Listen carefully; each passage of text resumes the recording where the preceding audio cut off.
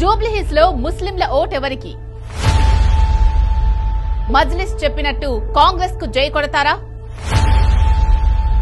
మూసీ అవతల వరకే మజ్లిస్ కు మద్దతా? ఉప ఎన్నికల్లో గులాబీ పార్టీకి సై అంటారా? ముస్లింలు దూరమైతే కాంగ్రెస్ కు ఓటమి తప్పదా? జూబ్లీహిల్స్ నియోజకవర్గంలో ముస్లిం ఓటర్లు ఎటువైపు? కాంగ్రెస్ కు గంపగుత్తగా ఓట్లేస్తారా లేదంటే బీఆర్ఎస్ కు జై కొడతారా? మజ్లిస్ చెప్పినట్లు ముస్లింలంతా కాంగ్రెస్ కు మద్దతు ఇస్తారా లేక మూసీ అవతల వరకే ముస్లింలు మజ్లిస్ మాట వింటారా? జూబ్లీహిల్స్ ఉప ఎన్నికల్లో మజ్లిస్ ప్రభావం ఏమీ ఉండదా? ఇప్పుడిదే హాట్ టాపిక్ గా మారింది. జూబ్లీహిల్స్ ఉప ఎన్నికల ప్రచారం ఊపందుకుంది. 3 పార్టీల తరపున మహామహులు ప్రచారానికి సిద్దమవుతున్నారు.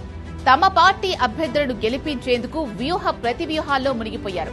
జూబ్లీహిల్స్ నియోజకవర్గంలో మొత్తం 4,13,65 మంది ఓటర్లు ఉన్నారు. వీరిలో 2,08,561 మంది పురుషులు, 1,92,779 మంది మహిళలు. ఎన్నికల నోటిఫికేషన్ తర్వాత జూబ్లీహిల్స్ లో 2,383 మంది ఓటర్లు పెరిగారు. ఈ నియోజకవర్గంలో 1,30,000కు పైగా మైనార్టీ ఓటర్లు ఉన్నారు. అంటే మొత్తం ఓటర్లలో 3వ వంతు. ఈ ఎన్నికల్లో వారే డిసైడింగ్ ఫ్యాక్టర్. వీరంతా ఏ పార్టీ వైపు మొగ్గు చూపితే ఆ పార్టీదే విజయం. జూబ్లీహిల్స్ లో ముస్లిం ఓటర్లు ఎక్కువగా ఉండడంతో ఏ పార్టీ వైపు మొగ్గు చూపుతారు అన్న చర్చ జరిగింది. అయితే ఎంఐఎం ఈ ఎన్నికల్లో కాంగ్రెస్ పార్టీకి మద్దతు ప్రకటించింది. 2014 అసెంబ్లీ ఎన్నికల్లో జూబ్లీహిల్స్ లో ఎంఐఎం తరపున పోటీ చేసిన నవీన్ యాదవ్ 3వ స్థానంలో నిలిచాడు. ఏకంగా 40,000 ఓట్లు సాధించాడు. దీంతో జూబ్లీహిల్స్ ఉప ఎన్నికల్లో అందరి దృష్టి మైనార్టీలపైనే పడింది.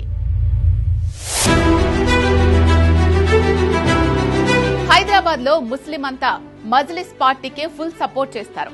ఎన్నికల్లో పోటీ చేసే అభ్యర్థిని అస్సలు పట్టించుకోరు. పతంగి సింబల్ ను మాత్రమే పరిగణలోకి తీసుకుంటారు. అందుకే 4 దశాబ్దాలుగా హైదరాబాద్ లో మజ్లిస్ పార్టీకి తిరుగు లేకుండా పోయింది. అసెంబ్లీ ఎన్నికలైనా పార్లమెంట్ ఎన్నికలైనా ఓల్డ్ సిటీలో ఆ పార్టీదే ఆధిపత్యం.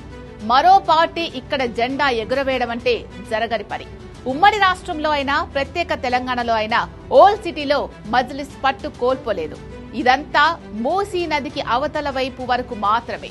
మూసీ నది దాటితే మాత్రం ఆ పార్టీకి పెద్దగా ప్రాబల్యం ఉండదు. జూబ్లీహిల్స్ ఉప ఎన్నికల్లోనూ ఎంఐఎం ప్రభావం ఏమీ ఉండదని బీఆర్ఎస్ బీజేపీ నేతలు లెక్కలు వేసుకుంటున్నారు. గ్రేటర్ హైదరాబాద్ పరిధిలో ముస్లింలు చాలా నియోజకవర్గాల్లో భారీగా ఉన్నప్పటికీ ఆ పార్టీ మాత్రం విజయం సాధించలేకపోయింది. దీన్నే గులాబీ కమలం పార్టీ నేతలు ప్రస్తావిస్తున్నారు.